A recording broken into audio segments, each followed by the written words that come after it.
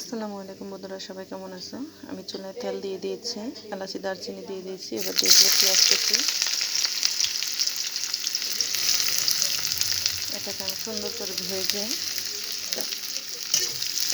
হালকা brown colour করে আমি ভেজে নেবো সুন্দর করে। দিয়ে দেবো স্বাদ মতো লবণ। প্রায় ব্রাউন কালার করে ভাজা হয়ে গেছে। এবার দিয়ে দিলাম আদা রসুনের পেস্ট, দিয়ে দেবো টমেটো কুচি, দিয়ে দেবো 1 চা চামচ শুকনো মরিচের গুঁড়ো, 1 চা চামচ হলুদের গুঁড়ো। ভালোভাবে কষানোর জন্য দিয়ে দেবো সামান্য কিছুটা পানি। মশলাটাকে সুন্দরভাবে কষিয়ে নিচ্ছি।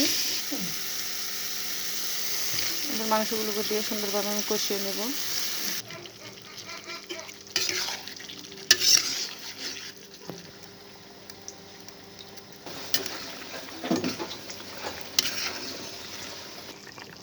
রান্নাটা প্রায় হয়ে আসছে। বা দিয়ে দিলাম ভাজা জিরের গুঁড়ো।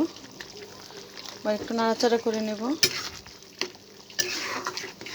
রান্নাটা প্রায় শেষ, নামিয়ে নেব।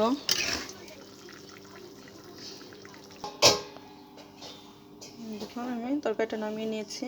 কালারটা দেখুন, মাশাআল্লাহ খুব সুন্দর হয়েছে।